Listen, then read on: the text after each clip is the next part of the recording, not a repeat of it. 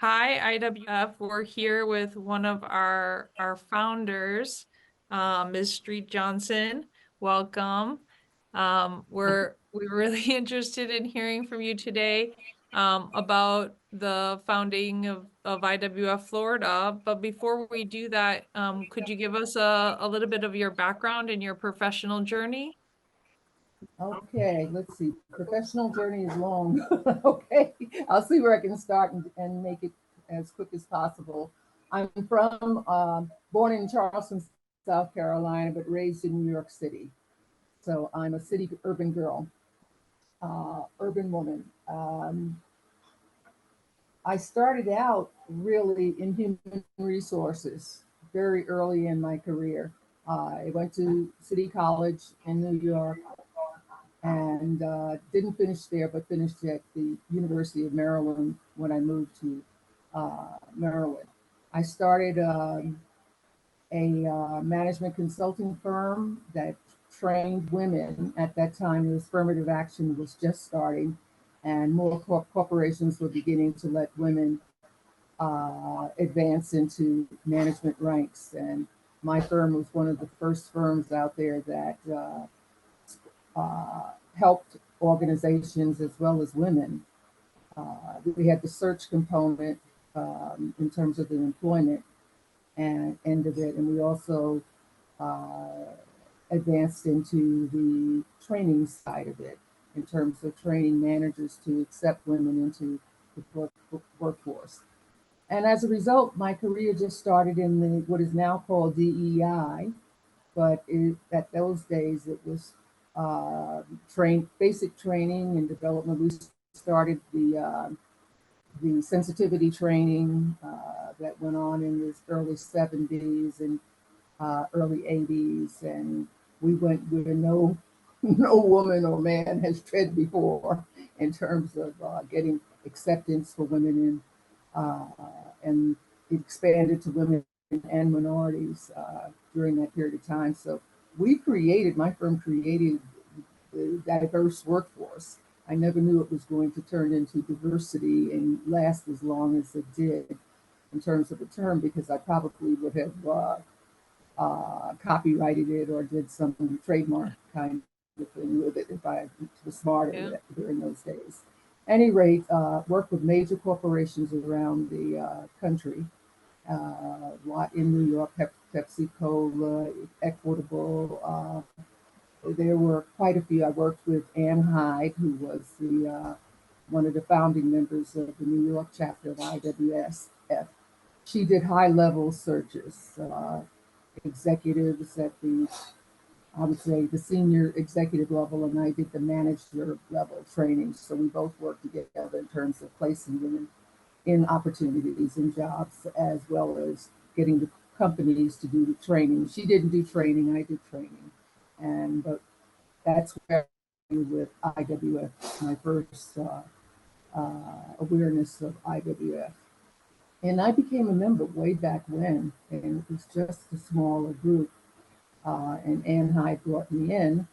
I didn't remain a member because I moved to Washington, D.C., and at that time, there wasn't a chapter outside of New York.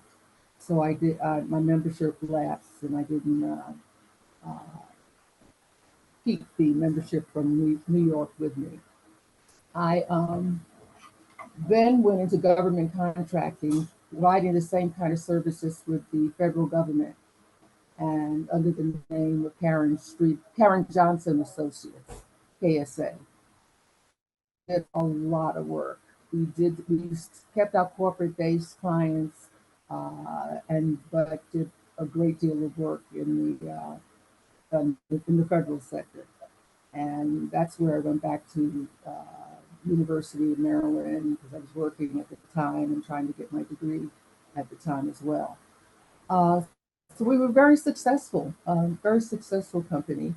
I moved to Miami. We closed the company out of, there was a change of administrations. Yeah, that was a change of administrations, and we were a government contractor, and those who were affiliated with one group had to move on for the next group to come in terms of contracts. I got a contract with the city of Miami to train the police and the fire department staff. They were having lawsuits. They had a consent decree with the fire department, with uniform services. And it was a complete disaster what was going on at that time, allowing women to come into the fire department. They were treated and mistreated, and they wouldn't allow them to work on the actual fire trucks and the sleepers and everything else. But we worked with the toughest guys there was, because these were guys who were like, no way I'm going to be in a squad car with a woman, and no way am I going to be in a squad car in a fire truck with a woman. So the consent decree forced the training, and my company did the training, and it's a historical thing because it was the first of its kind, and I was threatened. The women were threatened. There were all kinds of things that were going on in terms of burning houses down, and the guys, the fighting between the minority men, the black men, and white men there, and white officers. And, but we made it through. We made it through, and I received the first from the fire department, the first for a non-fire person, the golden axe. it's a Wow. huge fire truck axe this big, and with a gold medal on it. And at the end of the day, they all appreciated what we did, and it was a really, to me, one of my finest moments, because it was such a tough group to work with, and we had to try all kinds of things out of the box to get the men to even attend. And when they attended, they didn't listen, and we had to get them engaged and keep them engaged for the training was a week-long training for all different shifts. And that's where I got to know the mayor, and I got very, very involved with Miami, and I knew I was going to stay in Florida. Me there permanently, and started doing work from there with other companies, private sector companies. I then decided that it was time for me to just kind of take it easy a little bit, and I shut the company down for a while. Contracts were slow, and I was asked to head up an organization called Jobs for Miami, and that was the private industry council for Dade County, and it provided jobs, helping training and jobs for lower income people, and getting them in companies, and finding the companies to hire them, and also the companies to train them. And we were federally funded, and Dade County, they gave the allotments to. I grew the organization fairly well because we were training most of the North Dade people.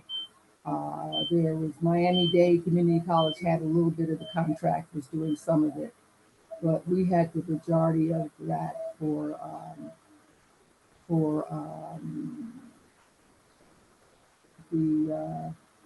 the North Miami, or from downtown to Little Haiti to Little Havana. We did all of the training for that, for those groups of people who were coming in, and so it was a pretty good organization. It was JFM. I'm not sure if they're still in existence today, but we were there for a while. After that, I was asked to submit my resume for a position with Burger King. Burger King was headquartered in Miami, and they were looking for someone to handle their diversity training and their whole diversity for franchisees. And I worked for them for about 40 years. And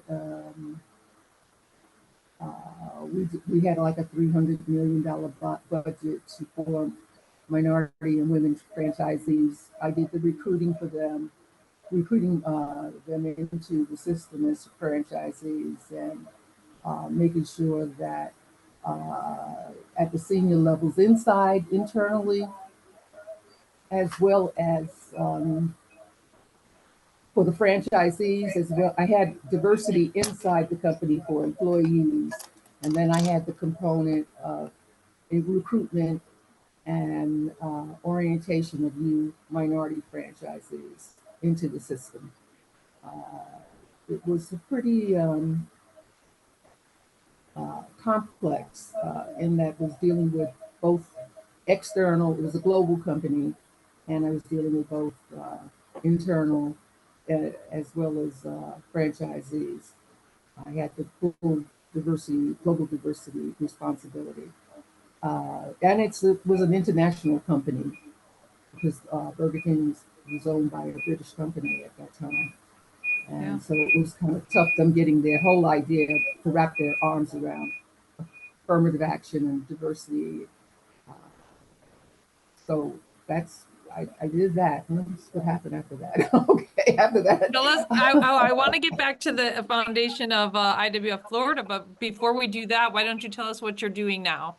What I'm doing now is that I took a hobby of mine and started, I had some health issues, which prevented me really from taking on anything full time. And I didn't want to do that to any company that I went to with my own health issues.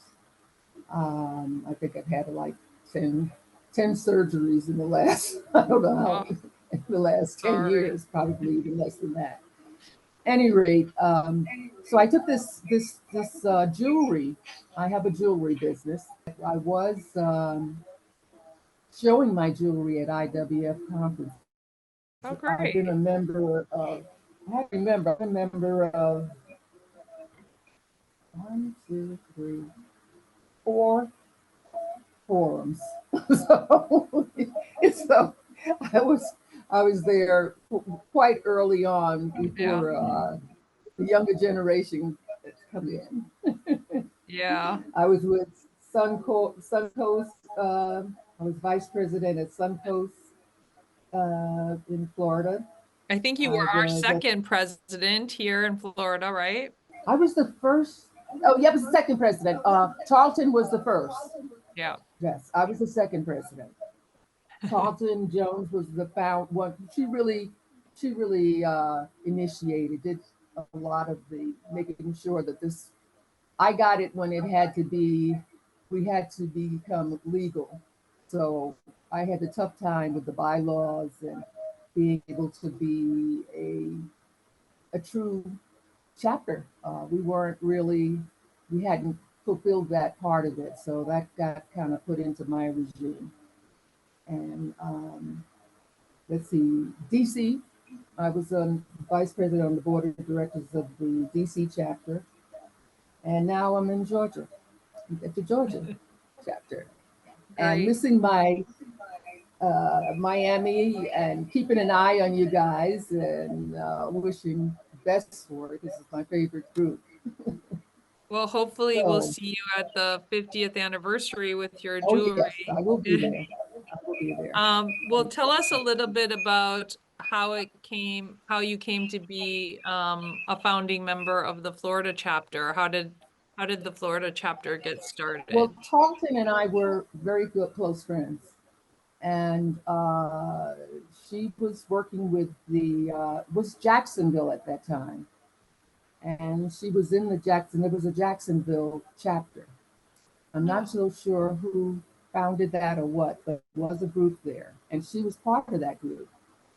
And she moved to Miami and decided that, and she was saying, I need your help with this organization because we really need to bring it to Miami. And we don't need to have two chapters. So we had to get Jacksonville to agree that it would merge with Miami. And it sort of became that's where the whole uh, thought process came of merging the two. We were not going to do Suncoast because they were already set up in such a way that and the distance did not really allow for uh, them to be as active as possible with the Miami group.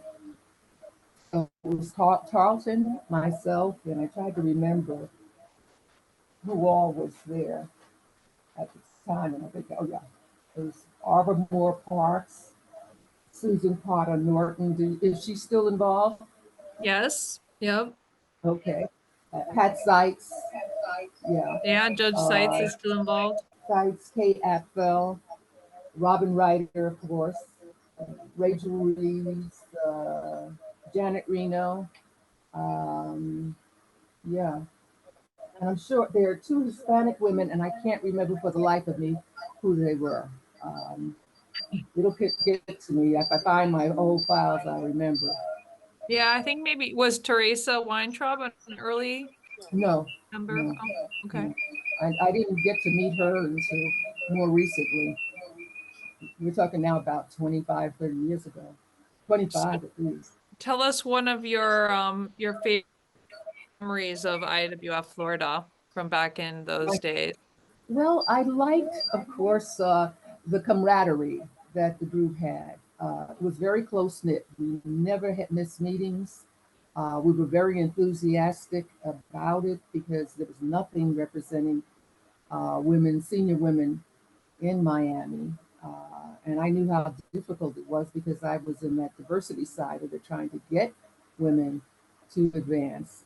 And more corporations were beginning to come into. We had Ryder Corporation. We were looking at all the corporations to see what they had in the way of senior women, and we found there were quite a few of them with the law firms as well. And most of the women knew of each other, but they didn't really know each other. It was a great organization for that kind of networking at that time. Um, oh, she, there's somebody I missed, and she just crossed my mind. She was at the Visitors Convention and Visitors Bureau, but it'll come to me. It'll come to me. There's a couple of people that are missing, but Yeah. I'll remember it before. I guess you go to press or something. I'll try to get now that it's coming through. I'm talking it through. It's beginning to. We're sending these these videos are in our newsletter, so some of the members that are newer to IWF will be watching. So what advice Oh, do you have for newer members or our younger oh, members? to recognize the power of the organization. I think that it gets lost when you're in a local chapter because you get consumed with everything local. But benefiting from the immense power and influence this organization have across the worldwide, worldwide, to be active on a global level, to not leave it to a few to do everything, but to be as active as possible and to attend the conferences, to network with women around. That's the key to it all. Of course, getting to know your neighbors, your local chapter members, but look at it, view it from a global perspective is the key, one key that I would suggest to everyone to get to maximize it. I went to mostly all of the conferences before they became so expensive. Um, and as a business owner, you begin to say, "Oh, I don't know, it's $5,000 or $4,000. I'll have to think about this because I have to build it into my budget." Do you have a favorite memory of an international conference? Yeah, I would have say Brussels. We had a conference in Belgium, and I met a lot of people there that are friends of mine today, and they were not Miami people. They were from different chapters around the country and around the world. And those contacts and connections, they last forever, if you're active with it. If you're going to view it as a local chapter, I just want to attend the local meetings and I'm not going to be engaged myself in anything else. Then it's a different kind of output you're going to get. It, yeah, I would say becoming active globally, maximize what you can from it because you certainly can benefit from it. And the camaraderie is just, there's nothing, you can't touch it with anything. Sororities, the closest things you're going to get, but this is bigger and better and longer with your lifespan. So I'm going to ask you a couple fun questions. What's the best advice you ever received? The one that says, don't hate your enemies, it clouds your judgment. Hate your enemies. And I got that, that's from, would you believe, The Godfather. I love that one, you know. Not that I have enemies or anything like that, but it's something that I see in people that happen sometimes, Yeah. that people get emotionally caught up with what someone has done to them and they want vengeance or they take it so personally that it clouds their judgment on everything they do. So that's one of my favorites. So aside from the jewelry making, what are you learning about now? This is a period of adjustment. I'm more of a mentor because of my age and my experience. I've had both public, private. I didn't even mention Enterprise Florida. I was the first group we were the founding group in that. The very first people that hired there, and I was vice president there. But letting go and looking for new and more interesting, I wouldn't call it interesting, where my talents can be best utilized. I think that's the biggest challenge because you still have a lot going on. We're not our mother's senior citizens any longer. We're active and engaged and involved. And how do we play that out in our lives and create a model for everybody who else is going to come? Because those behind us are going to be here one day where we are. So again, being the trailblazers of the modern, I don't even like the word senior, you could call seniors, but we're not retirees. And I don't think I don't even like the word.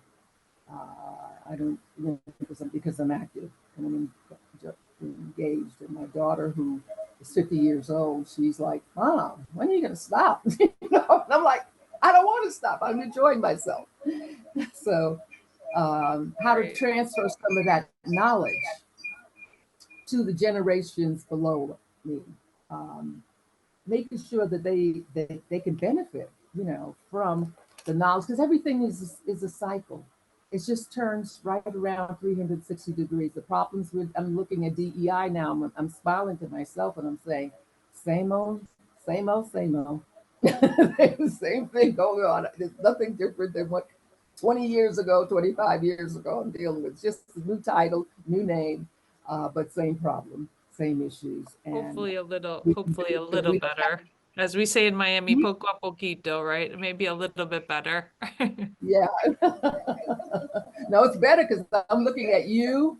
I'm like you, and I'm looking at all the people that I don't know that's a part of the forum. I'd like to get to know some of my mentees. I headed up Leadership Miami for 45 years, 6 years. Right? So a lot of my people from Leadership Miami are now members of the Miami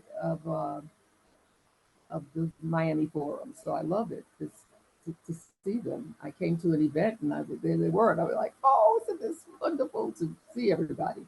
So I'm enjoying myself. I'm doing my business, and I launch my website gets launched. I'm hoping to get it launched before the IWF conference, so ladies can purchase things from there if they want. But I used to exhibit at the conference, and you know, like Nina what's her name, with the dresses and the clothes. We were both. Yeah, I know who you're talking about. I just I can't remember the name. Macklemore. I remember when she was working out of her house with her clothing, and now she has stores all over the place, and problems all over the place, and headaches all over the place.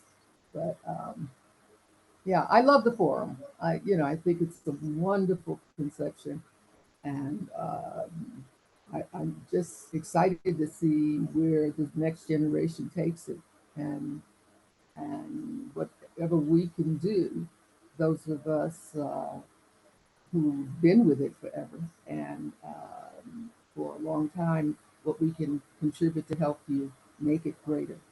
Two more fun questions. What book, Yeah. podcast, Make the or forum great movie again. are you recommending now? I like the, I know why the cage bird sings. I think that's a must for every woman to read. Classic. It's that's by Maya Angelou, and it is just riveting. And it's interesting that the Color Purple would come back out as a movie, and because there are generations who don't know, wasn't part of that generation to read that book. There are other things on there on the reading, but that should be definitely required reading.